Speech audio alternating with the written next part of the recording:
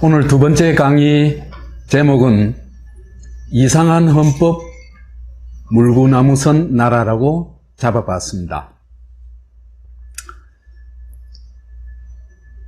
세계에는 오늘 찾아보니까 202개 나라가 있다고 합니다. 그런데 이 나라들이 그야말로 각양각색이거든요. 아직도 종교국가가 있는가 하면은 왕국이 있고,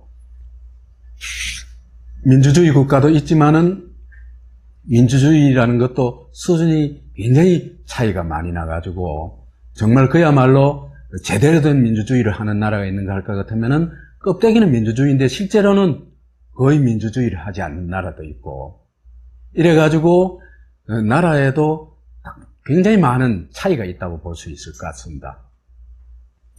근데 이런 나라들을 좀 판별해 볼 수 있는 기준이 있을 것 같은데요. 간단하게 판별해 보는 방법은 제가 보기에는 헌법을 좀 제대로 이해하면은, 그 나라의 헌법을 한번 읽어보면은 그 나라가 어떤 나라인지 대충은 짐작할 수 있을 것 같습니다. 두 가지 얘기를 할 수 있는데요. 첫 번째, 헌법이 정상적인 헌법인가 아니면 비정상적인 것이 많이 들어가 있는 헌법인가. 이 헌법이라는 건 나라의 얼굴이라고 할 수도 있고, 간판이라고 할 수도 있고, 정체라고도 할 수 있고, 또 나라의 기본 틀이 들어있는 어떤 것이라고도 할 수 있는데, 적어도 2차 대전 이후에 정상적인 헌법은 기본적으로 몇 가지는 갖춰야 됩니다. 첫째는 민주주의가 거기에 확실하게 들어있어야 되는데, 그 중에서도 특히 주권자의 기본권이 명확하게 들어있어야 그걸 제대로 된 헌법이라고 얘기를 할 수 있습니다. 그런데 민주주의만 되어 있다고 사람들이 다 제대로 사는 건 아니거든요. 그렇기 때문에 그 강자와 약자, 그다음 부자와 가난한 사람, 또 어떤 귀족적인 사람과 서민적인 사람, 이런 사람들이 공존할 수 있는 기반이라고 할까, 토대가 그 헌법 속에 들어있어야 정상적인 헌법이라고 얘기할 수 있을 것 같습니다. 그래서 예컨대 사람 몸 아프면 이거는 부자나 가난한 사람이나 다 힘들거든요. 그 다음에 또 교육은 누구나 받아야 되거든요. 그 다음에 또 어떤 가계만으로는 충당할 수 없는 여러 가지 어떤 빈약한 부분들이 있고 하기 때문에 복지제도가 어느 정도는 받쳐줘야 되거든요. 이런 게 헌법에 보장되어 있을 때 괜찮은 헌법이다, 이렇게 얘기할 수 있을 것 같습니다. 그 다음에 민주주의가 보장되어 있고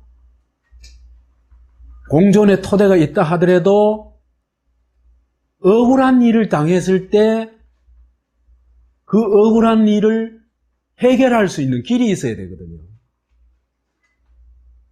그렇기 때문에 거기에는 정의를 실현할 수 있는 제도가 반드시 갖춰져 있어야 됩니다.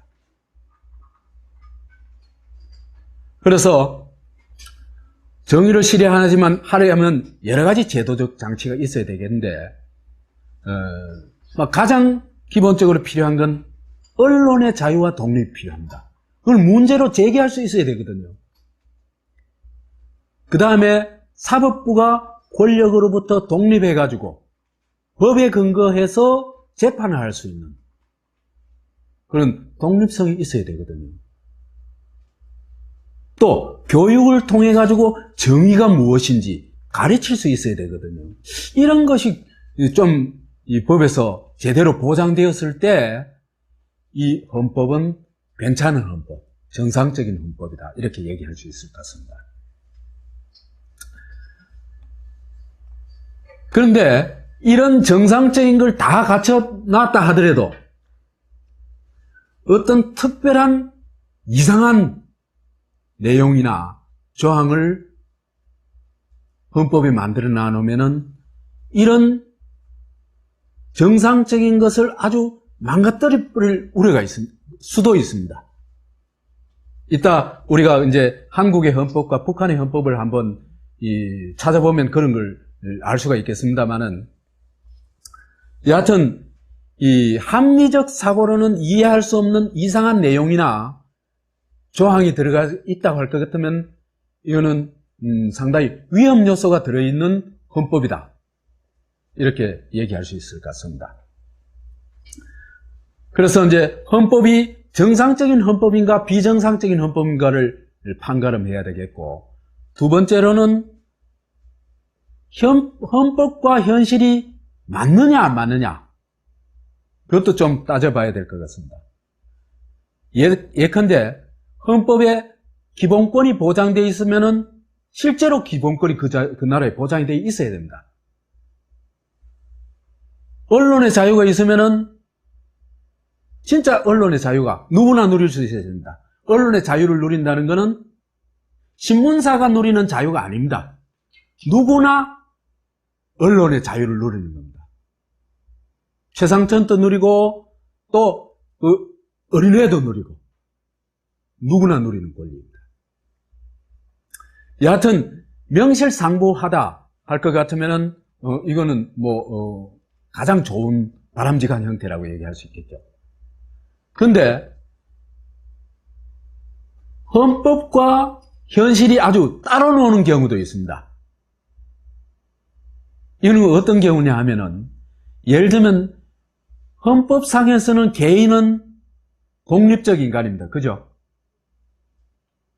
그런데 집에서 가정에 들어갈 볼 것 같으면 가정은 개인이 독립적 인간이라 가지고 사람들이 이 독립적 개인들이 모여 사는 곳이 아니고 가부장적인 질서가 지배하는 경우가 굉장히 많거든요. 그렇잖아요. 그죠? 그럴 경우에 남편이 아내나 자식들을 강압하고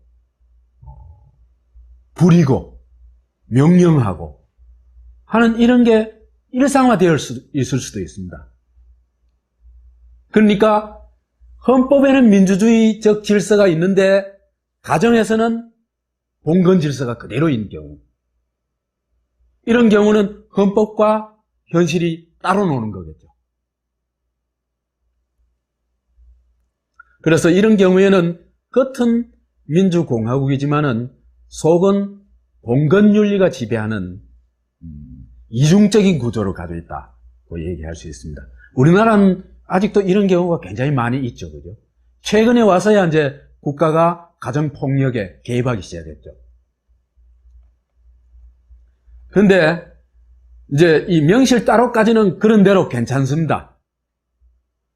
그런데 겉과 속이 정반대인 경우도 많습니다. 오히려 세계 202개 나라 중에 이런 나라가 훨씬 더 많을 수도 있습니다.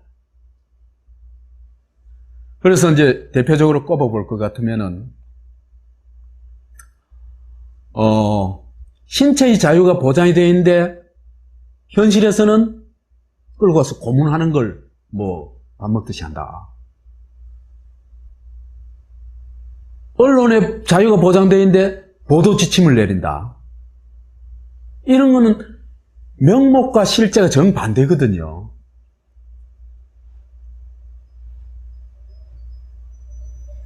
이런 경우는 그야말로 이제 이 헌법하고 실제가 따로 정도가 아니고 정반대로 가는 경우라고 얘기할 수 있습니다. 그래서 이런 걸 기준으로 얘기할 것 같으면은 민주헌법에 헌법이 있고 그 헌법과 현실이 명실상부하다면은 이건 굉장히 좋은 나라라고 얘기할 수 있습니다.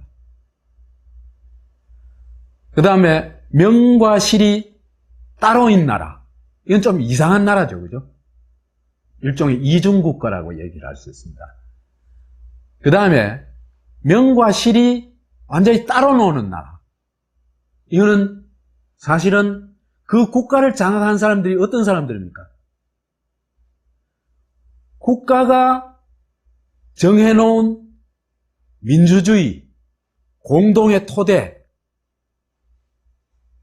제도화된 정의, 이런 걸 전부 무너뜨린 사람들이죠.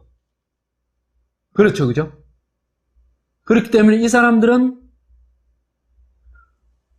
그 자기의 사실은 이 사람들이야말로 그 폭력적으로 국가의 그 법 체계를 무너뜨리고 또 자기들이 정당하다는 걸 남들한테 강요하고 하는 그런 범죄 집단이라고 얘기할 수 있습니다. 그러니까 명실이 상부되는 국가의 정권은 범죄 집단이다. 이렇게 얘기할 수 있을 것 같습니다. 그렇다면은 남과 북의 코리아는 어떨까? 한국과 조선은 과연 이 헌법을 기준으로 봤을 때 어떤 나라일까? 우선 얘기할 수 있는 것은 남이나 북이나 껍데기는 화려한 정상국가입니다. 예컨대 간판부터 휘황찬란하게 달아놨죠, 그죠? 그냥 민주공화국도 아니고 대한민국입니다, 그죠? 그 대한민국을 영어로 말할 것 같으면 Great Korea, Republic Korea라는 얘기입니다. 이거 대한민국이라고 이게 달았던 나라 몇 나라 안 됩니다, 그죠? 영국, 일본도 이제 대일본 제국했죠, 그죠? 중국도 대중앙민국 안 갑니다, 그죠? 그 다음에 그 나라의 이름에다가 조선민주주의 인민공화국이라고 이렇게 정말 아주 화려하게 달아놓은 경우도 별로 없습니다. 중국도 중화인민공화국이죠. 중국도 나치 부끄럽고 차마 민주주의라는 것을 못 내걸어요.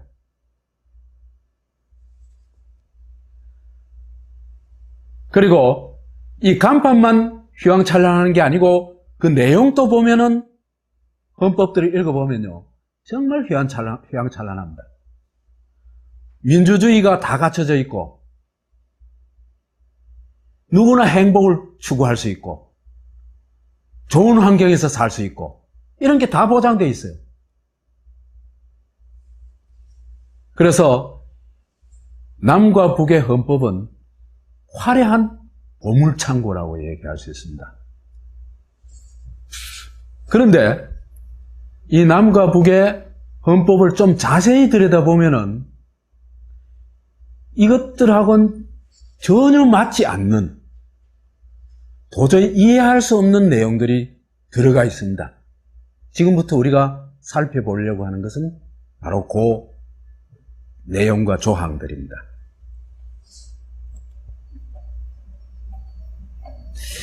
우선 대한민국부터 남쪽부터 좀 살펴보도록 하겠습니다. 대한민국 헌법 전문을 우선 한번 봅시다. 요거는 지금 나와 있는 거는 그 제헌헌법의 전문 일부입니다. 유구한 역사와 전통에 빛나는 우리들 대한국민은 기미 3.1운동으로 대한민국을 건립하여 세계에 선포한 위대한 독립정신을 계승하여 이렇게 나옵니다. 이게 진실일까? 우리가 좀 따져보자는 겁니다. 우선 대한민국 임시정부를 상징하는 인물이 누굽니까? 김구죠, 그죠? 그건 누구도 부정할 수 없을 겁니다. 그런데 김구는 암살당했죠. 왜 암살당했습니까? 통일민주국가를 세우려고 하다가 암살당했습니다. 그러니까 분단에 반대했기 때문에 암살당한 겁니다. 그래서 김구는 가장 전형적인 한국에서 아주 이 민족주의자 그러면은 제1호로 꼽을 정도의 철저한 민족주의자였습니다. 그런데 민족주의를 선포하고 그것을 추구했던 게 독립정신인데 그 독립정신을 그 최전선에서 구현한 사람이 암살되어 버렸습니다. 그 다음에 상해 임시정부의 좌파를 대표하는 사람이 김원봉입니다. 이 사람 월북해버렸습니다. 왜? 한국의 그 일본 경찰, 일제 경찰 중에 악질 경찰의 대명사가 노덕술이라는 사람인데 이 노덕술이한테 붙들려 가가지고 뺨을 맞고 엄청난 이 모욕을 당합니다. 일제시대 때도 이 사람 그렇게 모욕당한 적이 없거든요. 그래서 이 사람은 도저히 이건 여기는 있을 수 없다 그래가지고 북한으로 가버립니다. 그 다음에 통일을 지향했던, 말하자면 좌우가 같이 나라를 건국해야 된다, 좌우가 공존할 수 있는 나라를 건국해야 된다 하는 그 통일민주주의를 추구했던 대표적인 인물이 여운형입니다. 이 사람은요, 여운형은요 12차례 이상 테러를 당합니다. 그리고 결국 해화동에서 괴한한테 총을 맞아 죽죠. 그리고 독립운동했던 사람들의 대다수가 건국 과정에서 배제되어 버렸습니다. 그 대신에 대한민국을 부정하고 일제 앞잡이 노릇을 한 민족 반역자들이 최전선에 중요히 됩니다. 그 사람들이 한민당 계열이라고 얘기를 할 수 있습니다. 그런데요, 이 사람들이 어떤 이 국가 건설에 이 중요한 역할을 했다는 것보다 더 심각한 문제는 일본 제국의 장교, 이 사람들은 어디 졸업한 사람들입니까? 만주군관학교나 일본 육사를 졸업한 사람들입니다. 그죠? 그러니까 일본 제국주의 정신을 가장 뼛속까지 가지고 있는 사람들이 이 사람들입니다. 그죠? 우리나라 흔히 친일파라고 얘기하는 사람들요, 먹고 살려고 친일한 사람들 많습니다. 그 사람들 다 일본 제국주의와 비슷한 생각을 가지고 있는 건 아닙니다. 이익을 쫓아가지고 그래 갔을 뿐입니다. 그죠?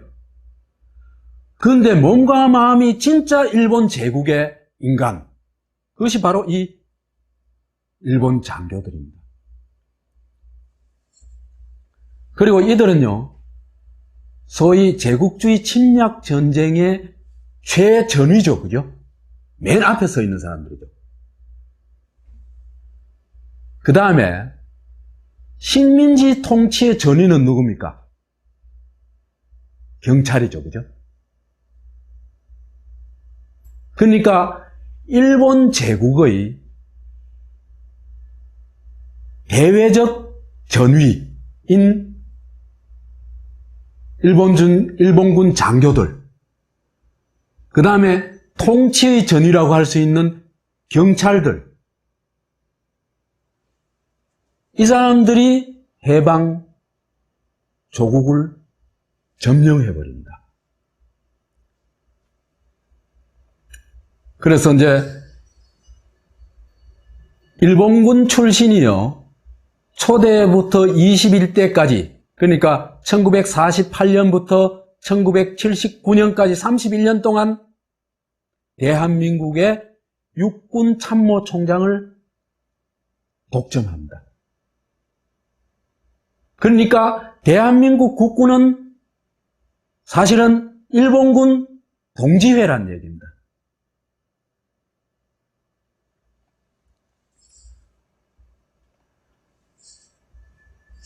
경찰을 보면은 좀 더 심각한데요.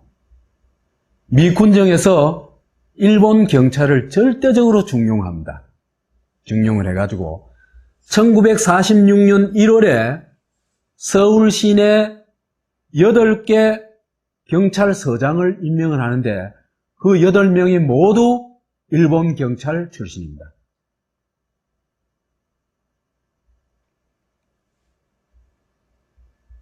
(1946년에) 경찰 간부, 이 미 군정 시대입니다. 간부를 보면은 1157명 중에 949명, 82%가 일본군 출신이고 1947년 1월 현재 수도경찰청의 경감 이상 간부의 100%가 일본 경찰 출신입니다.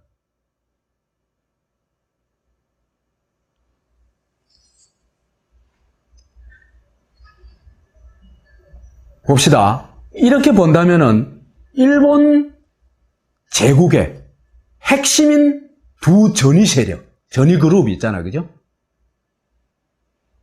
대외적 전위 그룹인 장교, 군인, 그죠? 대내적 전위 그룹인 전위 그룹인 경찰. 이들이 대한민국의 무력을 완벽하게 장악하게 됩니다. 이렇게 본다면은 대한민국이라는 껍데기는 대한민국이지만 실제는 보면은 뭐다? 대일본 제국의 진짜 정통 계승자라고 얘기를 할 수 있습니다.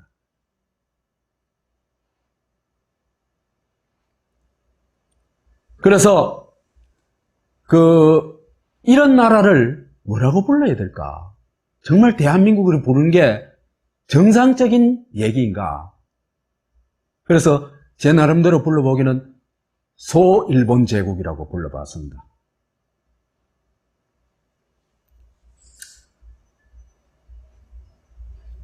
이런 나라이기 때문에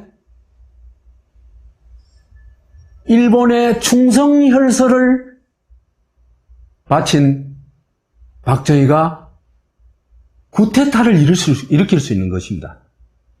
전부 같은 무리들이거든요.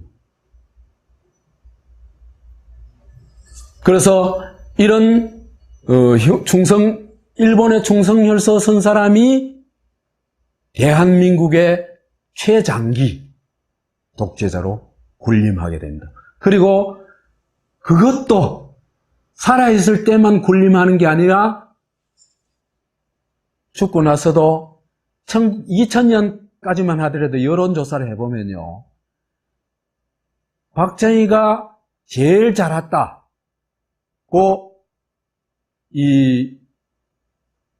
지지하는 사람들이 80%입니다. 그리고 지금 또 아직 반신제를 지내고 있죠.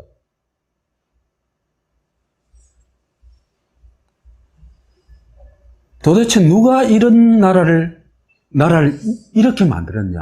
껍데기는 대한민국이지만은 속은 소일본 제국이 돼버린 이런 나라를 만들었냐? 한국인이 만들었다고 할 것 같으면 한국인 완전 미친 종족이죠. 그렇겠죠, 그죠? 한국인이 이래 만들 수는 없습니다, 그거는. 이거는 80% 이상 당시 한반도를 38선 이남을 점령하고 있던 미 군정의 작품이다, 이렇게 볼 수 있습니다. 우리가 오늘날 얘기하고 있는 대한민국은 우리의 작품이 아니고 미국의 작품이다, 이런 얘기입니다.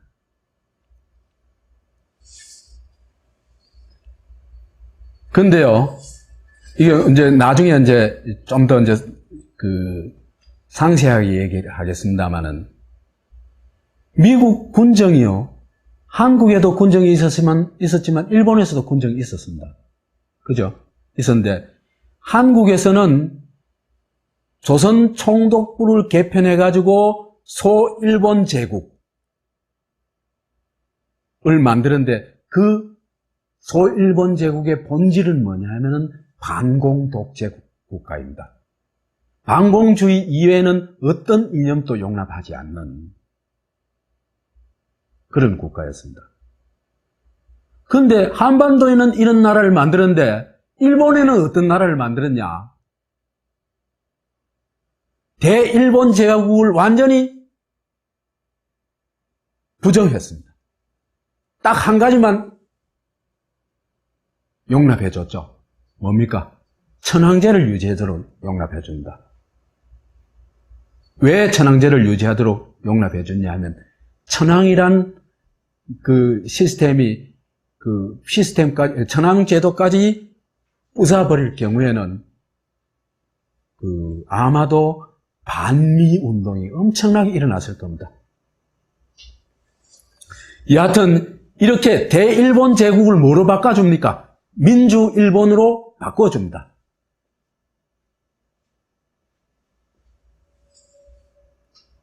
왜 이랬을까?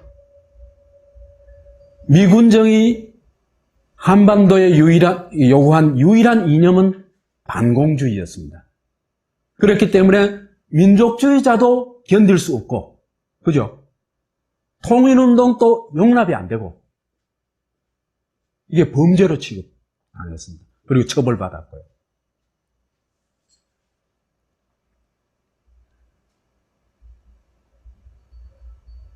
그래서 이제 이런 반공주의가 미국이 한반도에서 강제한 반공주의가 그러면 독립정신하고 뭐 어떤 관련이 있는 거냐? 전혀 무관합니다. 무관할 뿐만 아니라 거의 반대에 가깝습니다. 상해 임시정부도요, 아까도 얘기했다시피 상해 임시정부 내에도 좌파가 있고 우파가 있습니다. 좌파를 대표하는 사람이 김구고, 우파를 대표하던 사람이 김원봉이었죠. 그죠? 그러니까 좌우 합작체입니다. 상해 임시정부도. 그렇기 때문에 상해 임시정부도 사회주의의 제도와 이념을 상당 정도 수용합니다. 그래서 어떻게 하냐면요, 우리 나중에 이제 다 공부하게 됩니다. 상해 임시정부에서 내놓은 대한민국은요, 정말 휘황찬란한 나라입니다.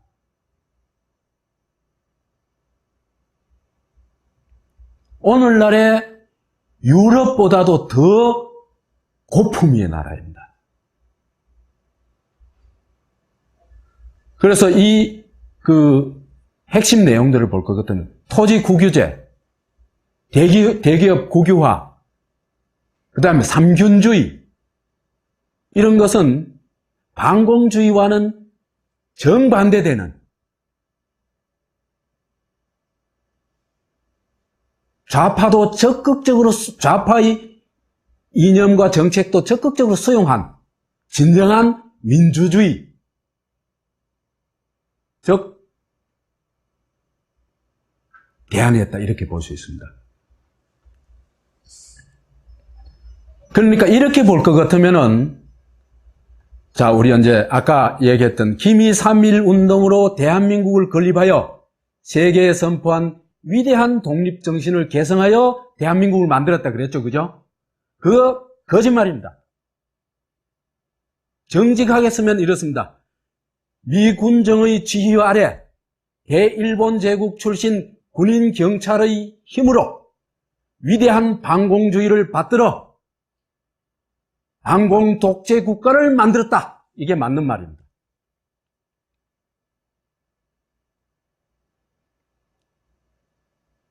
이 나라가 정말 독립정신을 계승해서 만든 대한민국이냐? 아니면 미국이 만들어낸 코메리카냐? 여러분들이 판단해 보십시오.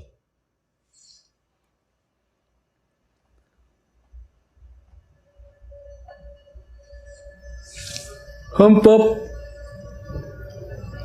전문만 이상한 게 아닙니다. 헌법에는 이상한 구조들이 많이 있습니다. 그런데 우선 헌법에 정말 그 정신이 압축되어 있다고 볼 수 있는 헌법 제1조를 봅시다. 여러분 다 알고 있죠? 헌법 1조의 1항은 대한민국은 민주공화국이다. 2항은 대한민국의 주권은 국민에게 있고 모든 권력은 국민으로부터 나온다. 이렇게 되어 있습니다. 이승만 정권 시기가 민주공화국이었느냐? 주권이 국민으로부터 나왔느냐? 박정희, 전두환 정권 시기는 어땠냐? 이 시기를 민주공화국 시기였다고 할 것 같으면 민주주의를 모독합니다.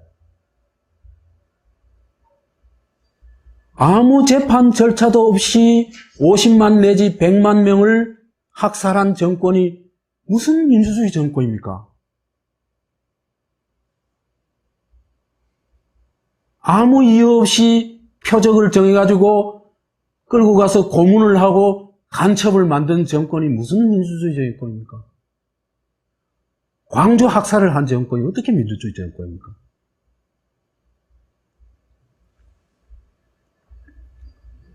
그럼 지금은 민주공화국이 맞을까?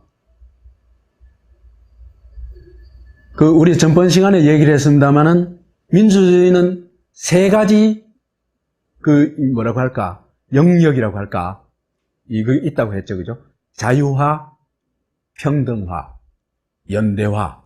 그런데 한국의 민주주의는 아직 평등화, 연대화는 거의 얘기도 안 나오는 정도고 겨우 자유화를 한 수준입니다. 그죠? 이 자유화 수준에 머물게 될 것 같으면은 어떻게 됩니까? 국가 영역만 민주화가 되고 경제 영역이나 사회 영역, 교육 영역 이런 데는 민주화가 제대로 안 되겠죠. 그죠? 그래서 이제 국가 민주화만 되었기 때문에 경제 민주화가 거의 안 되고 전번에도 얘기했다시피 조폭 자본주의, 재벌 자본주의로 이제 흘러가 버렸습니다. 한국이. 이래 되다 보니까 민주공화국이 되려고 할 것 같으면 공화국이 뭡니까? 더불어 사는 나라죠. 쉽게 말하자면. 더불어 사는 나라가 되려고 할 것 같으면 반드시 뭐가 있어야 됩니까? 공존의 토대가 있어야 되겠죠. 그렇죠? 공존의 토대가 있어야 됩니다. 그러면은 진짜 민주화가 되려고 할 것 같으면 사회복지가 되든지 국가복지가 되든지 하다못해 기업복지라도 돼야 됩니다. 그죠? 우리나라 복지는 어디에 맴돌고 있습니까? 가족복지에 맴돌고 있습니다. 그렇죠, 그죠? 2만 불 소득 시대에도 이렇게 가족복지에 맴도는 나라는 아마 한국뿐일 겁니다. 그러다 보니까 한국의 공공사회복지비가 OECD 34개국 중에서 33위를 차지하고 있습니다. 1912년 경우를 보면요. GDP 대비 공공사회복지비가 한국은 9.3%, 프랑스는 32.5%, 스웨덴 28.1%, 미국 19.7%. 그러니까 복지가 제일 안 돼 있다는 선진국 중에 복지가 제일 낙후되어 있는 미국의 반도 안 됩니다. 이런데도 새누리당 사람들 뭐라고 합니까? 과잉복지라 그러죠. 그러죠, 그죠? 참 이상한 나라예요. 다만 멕시코, 우리보다 훨씬 경제가 낙후해 있고 소득이 낮은 멕시코보다 조금 높은, 멕시코가 7.4%이고 우리가 9.3%니까 조금 높은 수준입니다.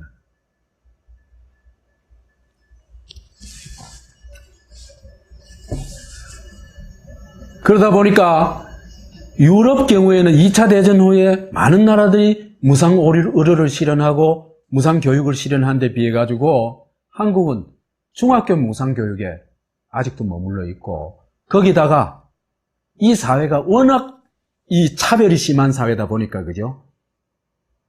어떻게든지 한 계단이라도 올라가기 위해서는 교육밖에 길이 없거든요. 그죠?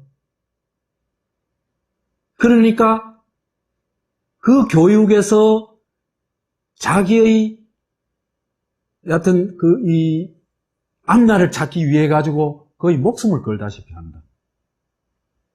그러니까 사교육비가 어마어마하게 드는 겁니다. 그러니까 또 무작정 대학 진학 안 하면 사람 취급 못 받으니까 무작정 대학 진학을 하려고 하죠. 그런데 우리나라 국립대학 몇 안 되죠. 대부분 사립대학인데 우리나라의 사립대학의 등록금은 미국 다음으로는 없습니다. 못 견디는 거죠. 이래 되면.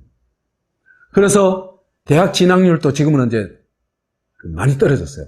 83%까지 올라갔다가 지금 70%까지 떨어졌습니다. 못 견디니까.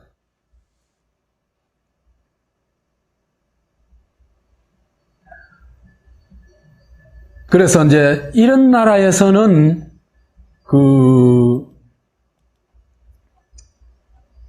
헌법 1조는 그냥 그림의 떡입니다. 그죠?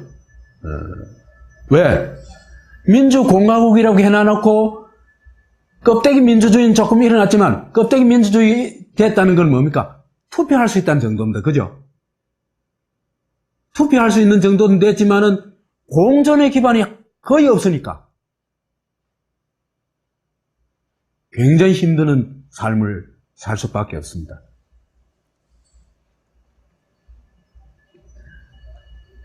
그 다음에 국가정보원, 검찰, 경찰의 권력이 정말 이 법에 나온 대로 이 헌법에 나온 대로 국민으로부터 나오고 있는 겁니까? 전혀 아니죠. 그래서 이제 검찰이 국가가 저지른 범죄에 대해서 또는 정권이 저지른 범죄에 대해서 제대로 수사를 하려고 하면은 용납을 안 하죠. 그렇죠. 그래서 이제 검찰총장도 조사를 제대로 대통령 선거 선거 관련해서 제대로 조사를 해보려고 하면은 잘라버립니다.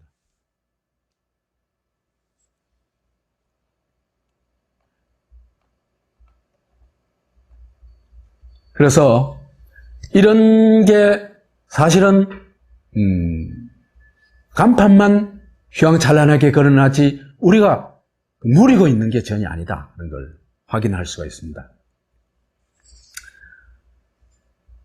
그리고 우리가 헌법상에서나 일반적으로 국민이라는 말을 사용하는 것도 참 사실은 심각한 문제입니다. 일제시대 독립운동 세력들은요, 국민이란 말 거의 사용 안 합니다. 뭐라 합니까? 인민이라고 했습니다. 그런데 이게 언제 싹 바뀌냐면 미 군정이 반공주의를 강화하면서 인민이란 말은 불법화 내지 금기시되고 그 말을 뭐가 대신합니까? 국민이란 말을 대신합니다. 국민이란 말은 누가 썼던 말입니까? 일본이 쓴 말입니다. 그죠? 일본이 뭐 할 때 쓴 말입니까? 황국신민이라는, 그러니까 천황 주권 하에서 천황의 주권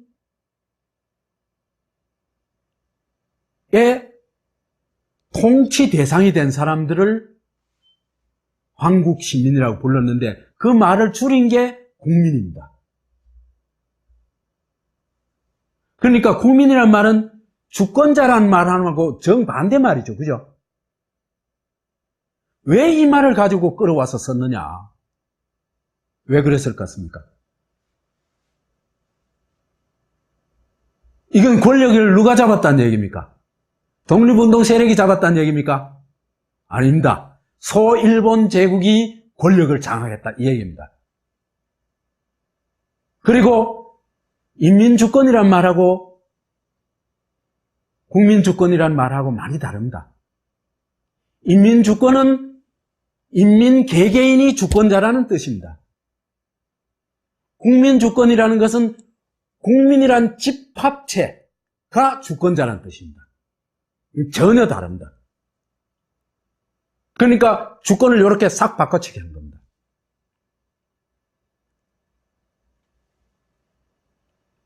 그래서 오늘날에도 국민이란 말은 집단 개념으로 쓰죠. 그죠? 그래서 자기를 얘기할 때 뭐라 그럽니까? 국민의 한 사람으로서 뭐 이러쿵저러쿵 얘기를 합니다. 그죠? 내가 왜 국민의 한 사람이야? 나는 그냥 최상천이야. 나는 국민의 한 사람이 아니에요. 나는 그냥 최상천이에요. 그리고 이 나라의 주권자예요.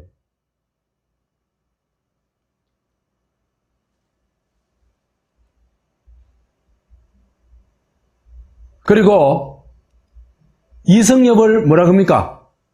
국민타자라 그러죠. 그죠?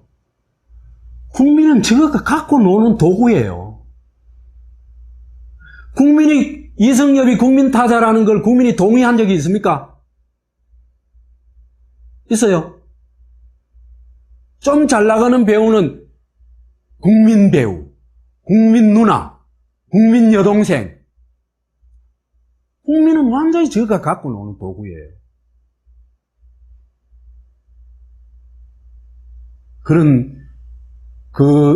이렇게, 그죠? 집단적으로 모멸을 당하고 있는 겁니다, 우리가.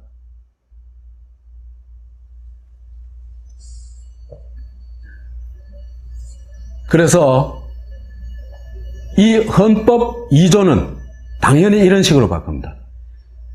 대한민국의 주권은 한국인에게 있고 모든 권력은 주권자의 결정으로부터 나온다. 이렇게 바꿔야 됩니다.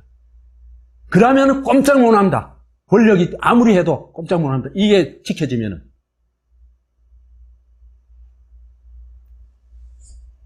그래서 제가 지금까지 살아오면서 굉장히 감동적이었던 장면이 하나 있는데 2008년도에 광우병 쇠고기 수입 반대 시위가 있었죠. 그죠?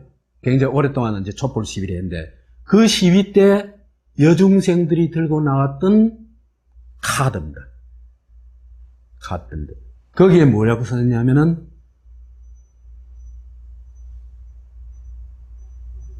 대한민국은 민주공화국이다 하는 게 써져 있었고 또 하나는 대한민국의 주권은 국민에게 있고 모든 권력은 국민으로부터 나온다는 카드였습니다. 그걸 보고 제가 정말 깊은 감동을 받았습니다. 아, 한국인이 드디어 헌법을 보기 시작했구나. 헌법에는 사실 우리의 권리가 다 들어있는데 그런데 우리는 뭐만 쳐다봤어요? 태극기만 쳐다봤다. 저 하늘 높이 펄럭이는 태극기를 우러러보면 그죠? 국가는 대단한 우리가 우러러 보여야 되고 우리를 지배하고 그런 걸로 봤어요. 그죠? 그게 아니죠. 그죠? 이걸 보니까 뭐예요? 국가는 나를 위해서 있는 거예요. 나는 여중생들이야말로 순수했기 때문에 이걸 볼 수 있었다고 생각합니다. 그때 광우병 사태 때 그죠?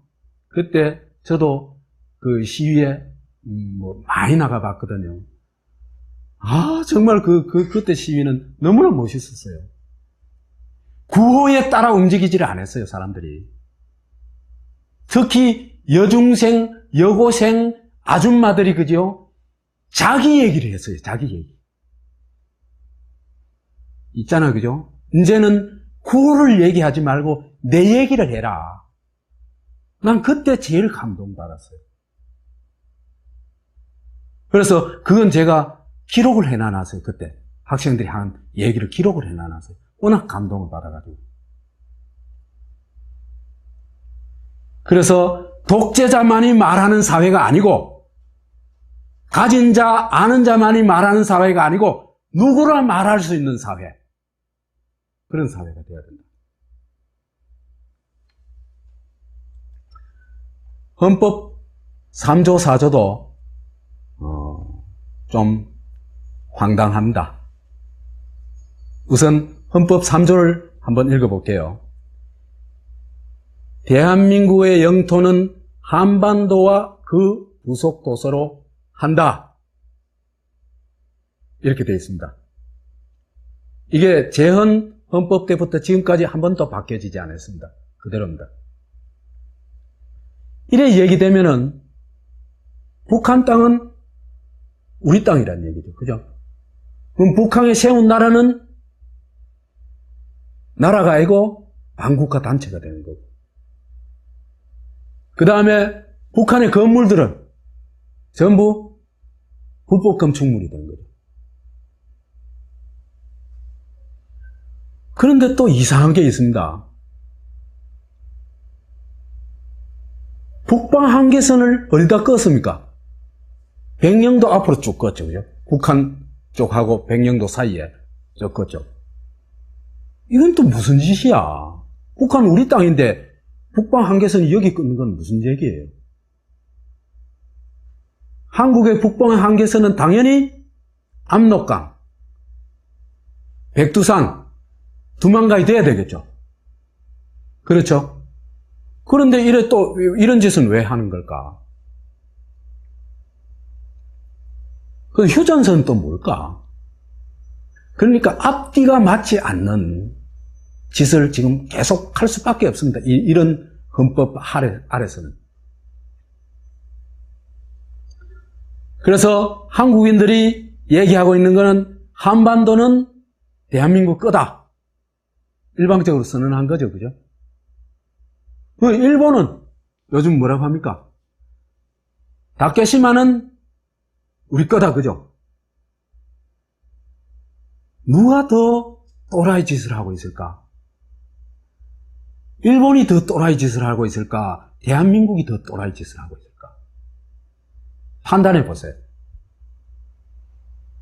일본은요, 독도는 우리 거다 할 만한 근거가 조금은 있습니다. 그런데 대한민국이 북한 땅도 우리 거다 할 근거는 단 한 가지도 없습니다. 그런데 이런 억지가 한국에서는 누구도 침범할 수 없는 신성불가침한 게 되어 있습니다.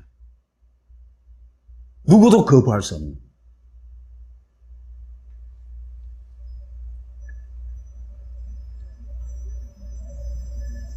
예를 들어서 미국 헌법에다가 미국이 힘이 있다고 말이에요. 미국의 영토는 북아메리카 대륙과 인근 도서로 한다. 일어나 놓으면은 캐나다하고 쿠바하고 멕시코하고 어떻게 했어요? 어떤 나라도 이런 짓은 못 합니다. 그죠? 그런데 한국은 이런 짓을 아무렇지도 않게 하고 있는 겁니다. 헌법에다가.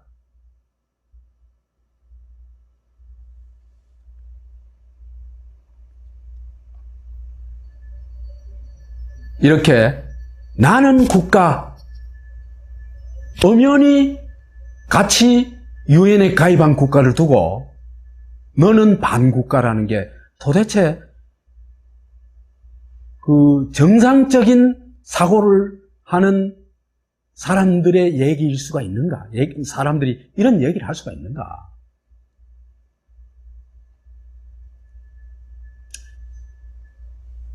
이런 게 그죠?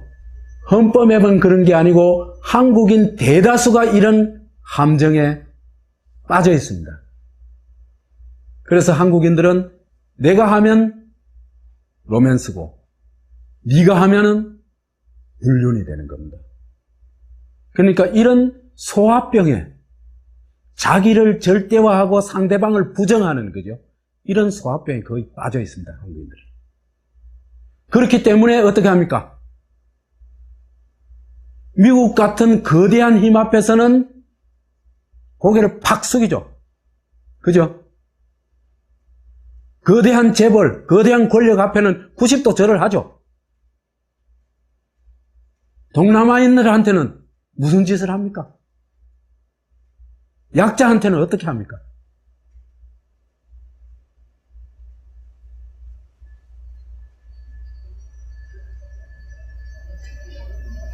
그런데 67년 동안 이런 헌법 조항에 대해서 아무도 문제 제기를 하지 않고 고칠 생각도 안 한다는 것. 이게 정말 놀라운 겁니다.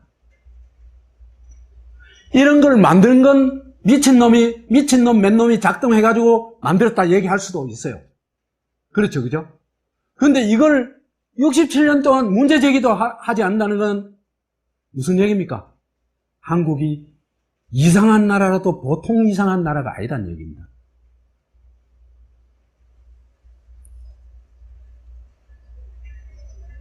왜 그래 됐을까? 문제 제기를 하면 어떻게 합니까? 빨갱이, 좌파, 종부 이렇게 몰아붙여가 살아남기가 어렵습니다.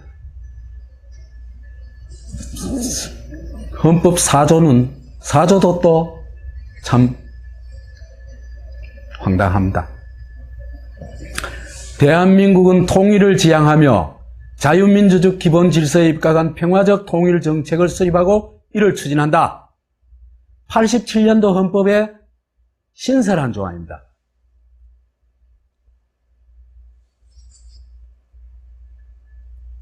이건 이상하지 않습니까? 한반도가 전부 대한민국 영토인데 통일은 누구하고 통일을 한다는 겁니까? 말이 안 되는 얘기죠, 그죠? 헛개비하고 통일을 한다는 얘기인가? 그 다음에 이 조항은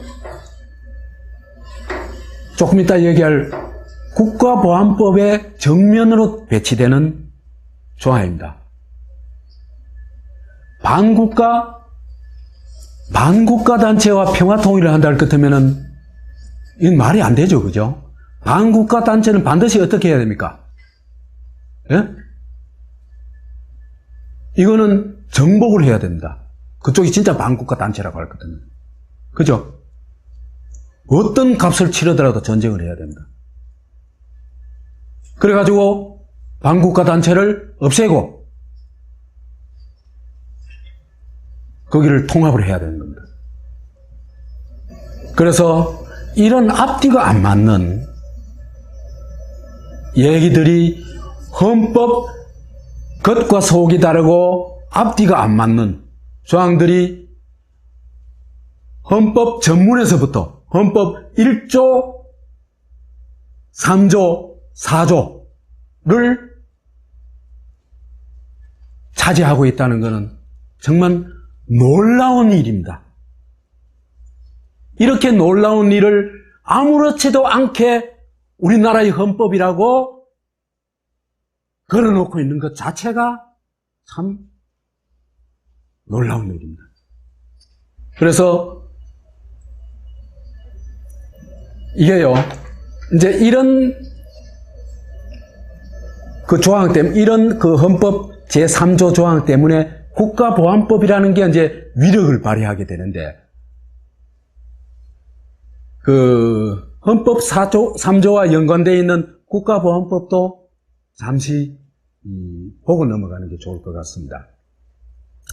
2조에 볼 것 같으면, 2조 1항에 볼 것 같으면은 반국가단체라는 건 정부를 참칭하거나 국가를 변란할 것을 목적으로 하는 국내외의 결사 또는 집단으로서 지위 통솔 체계를 갖춘 단체를 말한다. 이렇게 되어 있습니다. 그리고 그 단체의 수괴는 사형 또는 무기징역에 처하도록 되어 있습니다.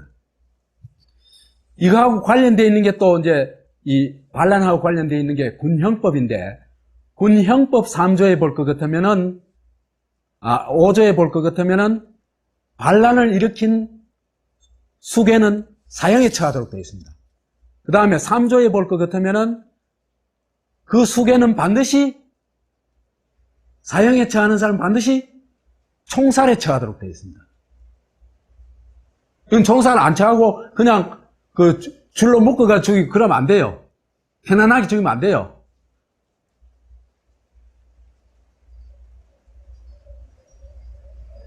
자, 이 국가보안법 제2조 1항을 적용했을 때 한국의 반국가 단체와 수괴들이 누구냐?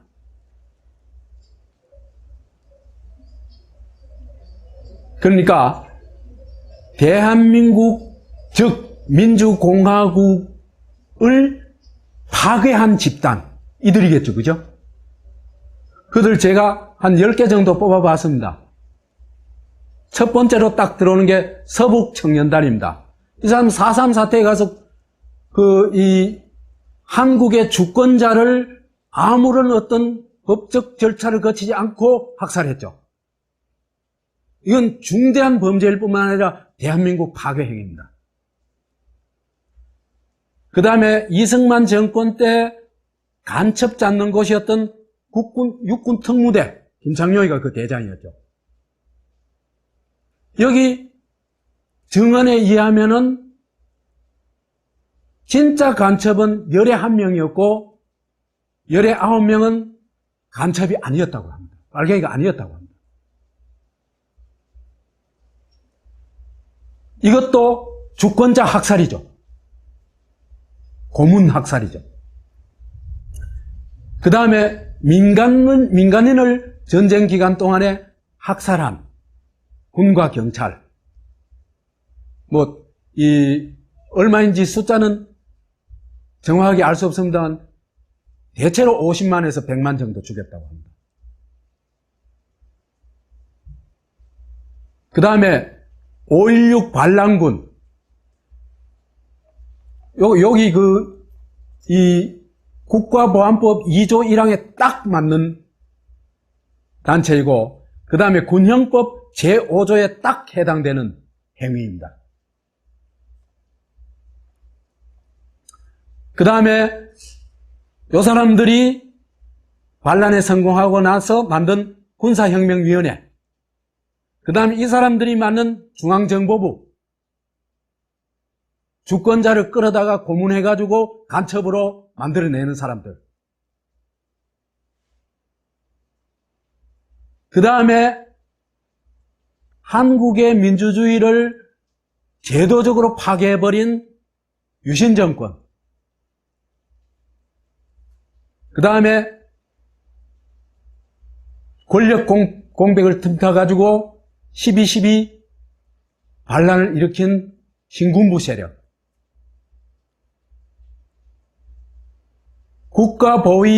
이들이 만든 국가보위 비상위원회 해가지고 삼천교육대 끌고 가가지고 아무 제대로 된 법적 절차 없이 인권유린을 했죠. 광주 학살도 하고. 그 다음에 전두환 정권. 이렇게 10개 정도 꼽아봤습니다. 요들이야말로 진짜 반국가 단체고, 그죠? 이승만, 김창룡, 박정희, 전두환, 이런 사람들이야말로 그 반국가 단체의 수괴였습니다. 이런 대한민국에서 대한민국에서도 가장 확실한 반국가 단체 수괴는 두 사람이 있습니다. 박정희하고 전두환이죠. 그죠? 5.16 쿠데타 일으키고, 12.12 쿠데타 일으키고, 유신체제 가고 광주학살하고. 이 사람들을 어떻게 처리해야 되냐? 당연히 국보법 3조 1항을 적용해 가서 사형 또는 무기 선고를 해야 되겠죠.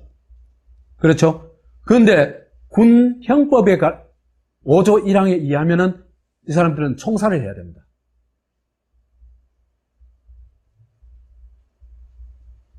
그런데 이 사람들이 말도 안 되는 적반하장을 하죠. 그렇죠? 진짜 반국가 단체 수계가 반독재 민주 세력, 민주 인사들을 잡아다가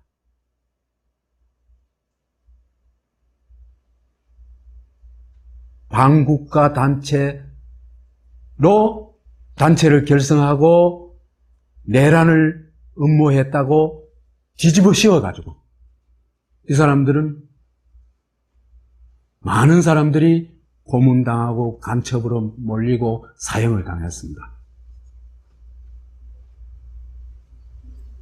그런 예는 수없이 많죠.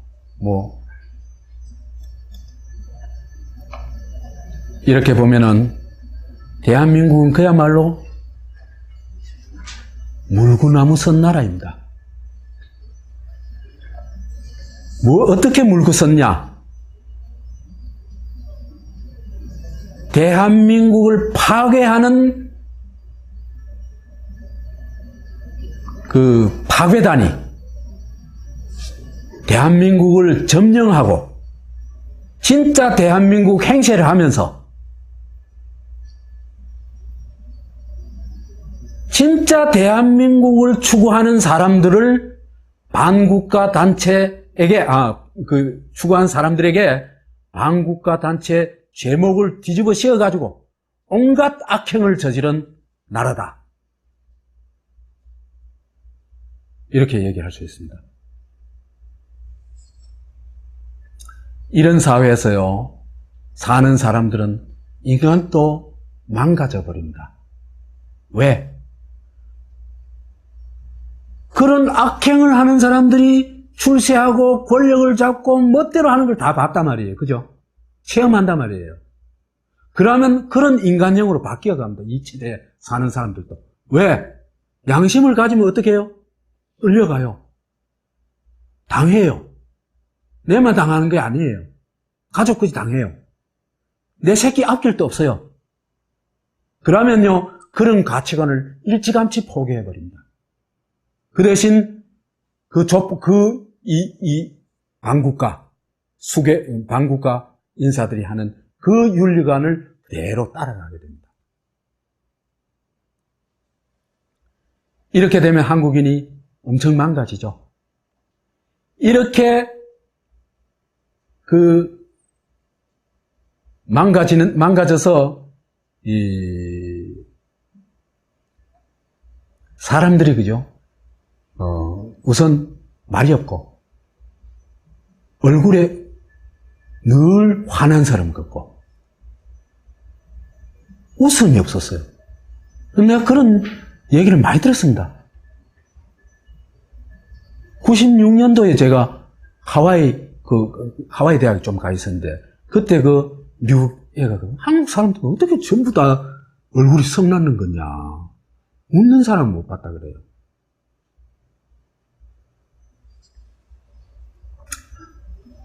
그래서 제 기억에는 1970년대, 80년대 한국 남자의 대부분이 그런 모습이었다.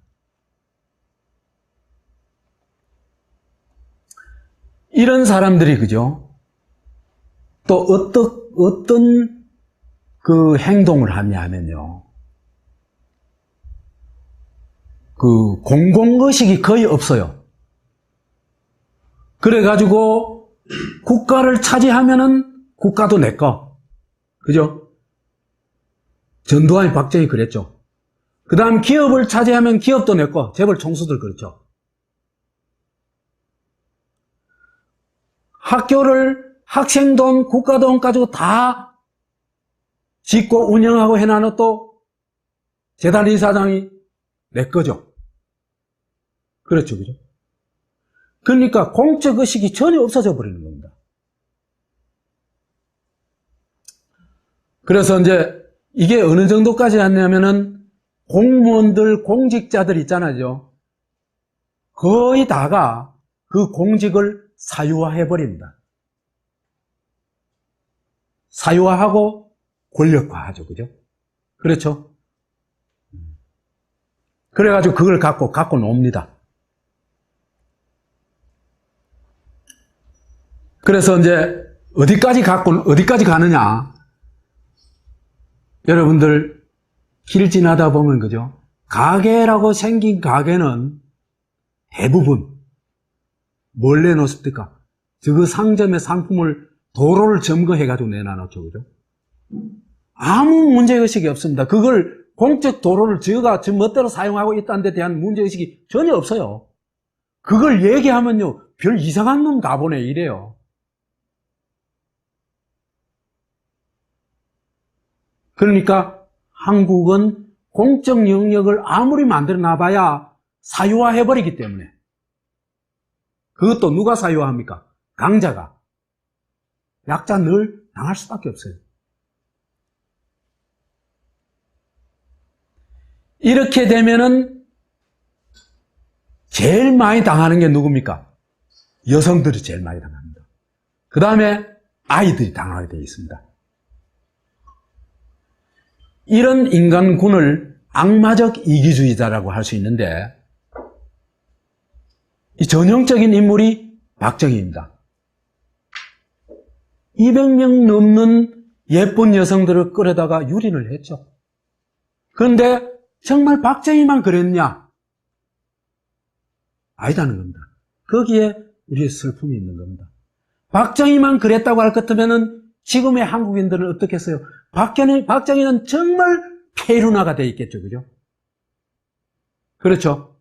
그런데 한국에서는 아직도 대한민국의 영웅으로 되어 있습니다. 왜? 내가 그 꼬라지로 살고 있으니까.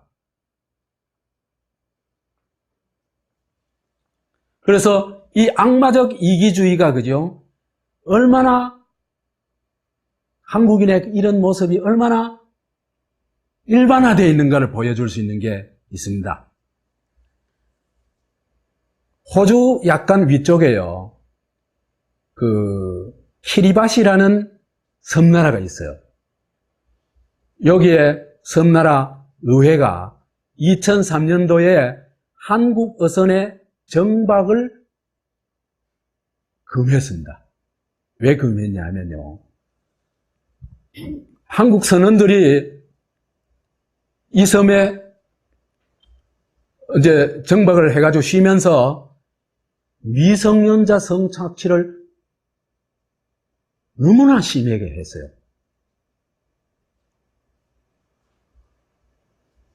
그래서 뭐 오래되지도 않은데 거기에서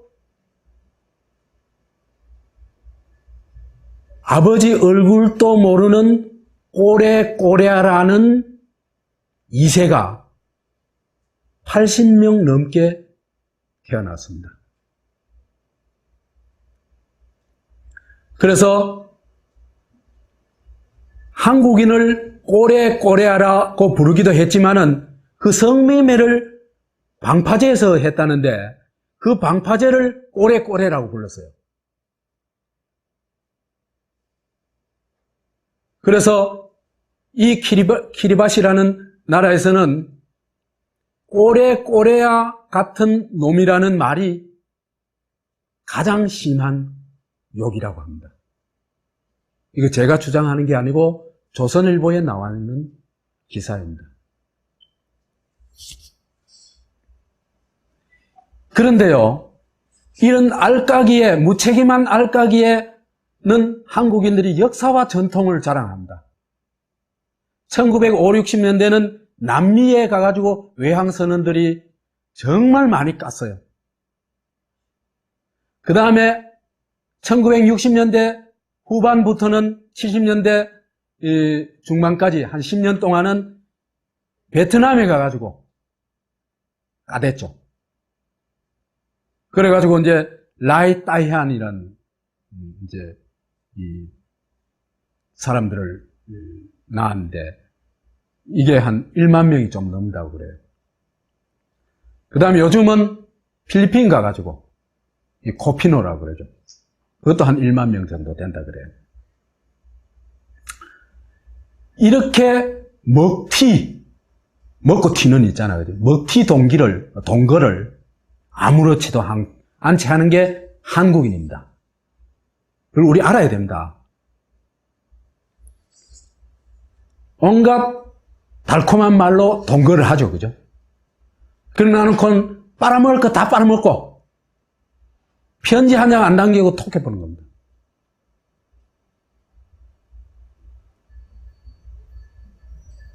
그래서 그 베트남 그 라이따이안 중에는 한국에 소송을 건 사람들도 있어요. 그래가지고 법원에서 친자 확인까지 받았습니다. 그래도 그죠? 그게 내 자식이라고 말한 사람은 딱 한 사람이 있었어요. 그 사람은 한국에 살지 않는 호주 이민간 분이었어요. 이게 우리의 모습이라는 걸 아는 게 정말 중요합니다. 대한민국 할 게 아니라 이걸 알아야 돼요. 이러다 보니 한국에는 그죠? 박정희 같은 이 악마적 이기주의자, 새끼 박정희가 우글대는 나라가 되어 있어요. 그래서 이게 이제 우리나라에만 그 문제를 일으키는 거 외국에 가서도 상당한 문제를 일으키고 있어요. 그래서 이제 몇 가지 꼽아보면은 그 독일이나 북유럽 저쪽에서 그죠? 한국인 출입 금지 팻말을 써놓은 것이 제법 됐어요. 멋대로 하니까 와가지고. 그 다음에 인도네시아 사람들이 여기 와서 그 일하고 간 사람들이 그죠? 거기 가가지고 달력을 만드는데 한국인 개새끼라는 달력을 만들었어요. 그 다음에 몇 년 전에는 캄보디아에서요, 그죠? 캄보디아에 여기 결혼한 사람들이, 결혼 이민이라고 할까? 온 분들이 많잖아요, 그죠? 제법 되잖아요, 그죠? 이 사람들이 많이 학대당하고 많이 죽었거든요. 그러니까, 한국인과 결혼 금지령을 내렸어요.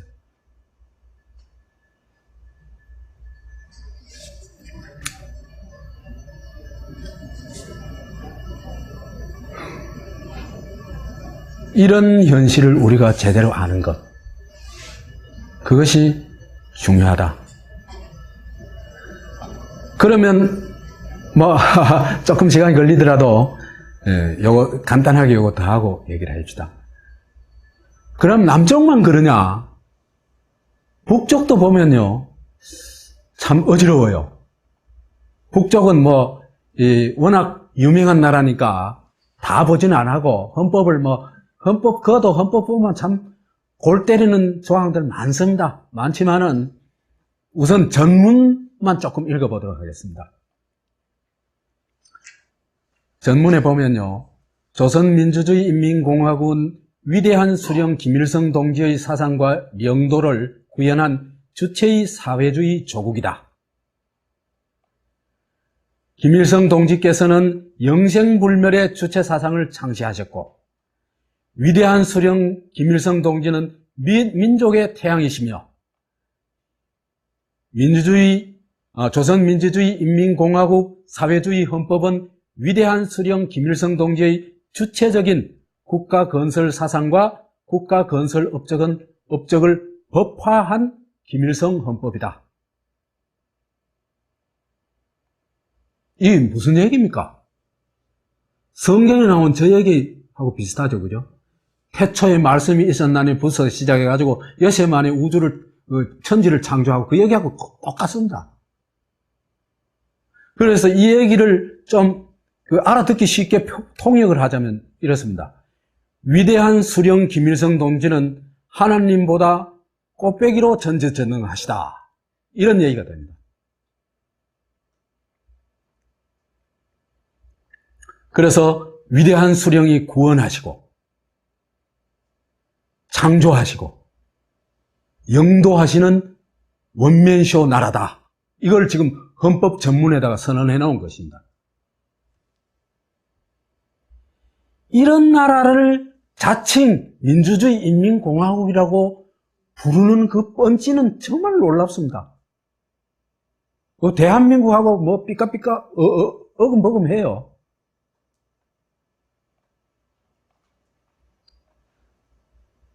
이걸 한마디로 얘기하면은 조선은 김일성을 유일신으로 받드는 종교국가다.